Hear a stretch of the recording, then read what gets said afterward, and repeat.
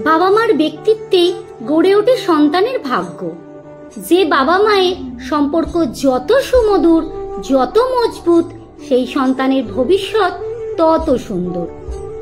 যে বাবা মা ব্যক্তি হিসেবে যতটা শালীন, ব্যক্তিত্ববান, তাদের সন্তান ততটাই উন্নত মানসিকতা, চরিত্রবান এবং সুন্দর ব্যক্তিত্বের অধিকারী হয়ে গড়ে ওঠে। বাচ্চারা অনুসরণ, অনুশীলন প্রিয় হয়, আর তাদের জীবনের প্রথম শিক্ষক তাদের বাবা মা। সন্তান তার বাচনভঙ্গি, কাজ করার কৌশল সবকিছুই শেখে বাবা মায়ের কাছে।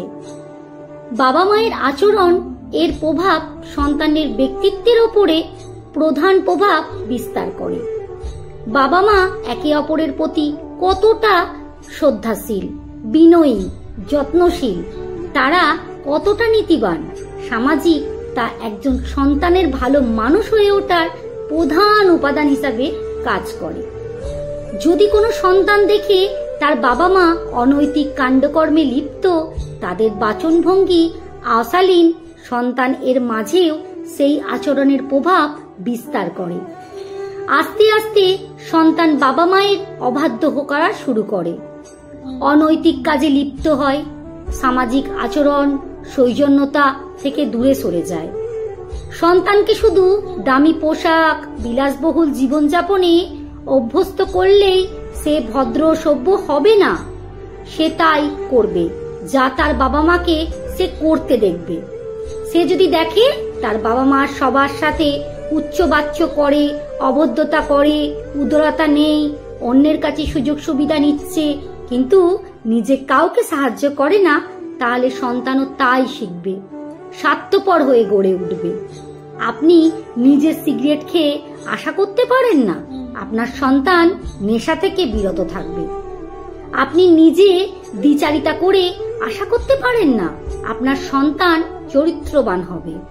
কারণ বাবা মায়ের চারিত্রিক বৈশিষ্ট্যই সন্তানের মাঝে প্রকাশ পাবে। সন্তান বাবা মাকে দেখেই শেখে। আপনার ব্যক্তিত্ব আপনার সন্তানের ভাগ্য গড়বে। জানেন তো, গোবরে সবসময় পদ্ম ফুল ফোটে না। তাই ভাবছেন না আপনি খারাপ, তবুও সন্তান ভালো চরিত্রের হবে। সন্তানকে ডাক্তার, ইঞ্জিনিয়ার বানাতে বড় নামি দামি শিক্ষা প্রতিষ্ঠানে পড়াশোনা শেখালেন, কিন্তু মানুষত্ব শেখালেন না। তাহলে শেষ জীবনে বিপদ আপনারই হবে। আপনি অসুস্থ হলে সন্তান ডাক্তার নয়, উকিল ডাকবে আপনার সম্পত্তির ভাগাভাগি করতে। আপনার নৈতিকতা নির্ধারণ করবে আপনার সন্তান শেষ বয়সে আপনার সেবা করবে নাকি বৃদ্ধাশ্রমে পাঠাবে। সন্তানকে অফিসার বানানোর আগে মানুষ বানান, যেন অসুস্থ হলে ডাক্তার ডাকে, উকিল নয়। লেখাটি সংগৃহীত। ভিডিওটি ভালো লাগলে একটু লাইক, কমেন্ট, শেয়ার করতে ভুলবেন না যেন। পাঠে অঞ্জু বিশ্বাস। কার লেখা জানলে জানাবেন।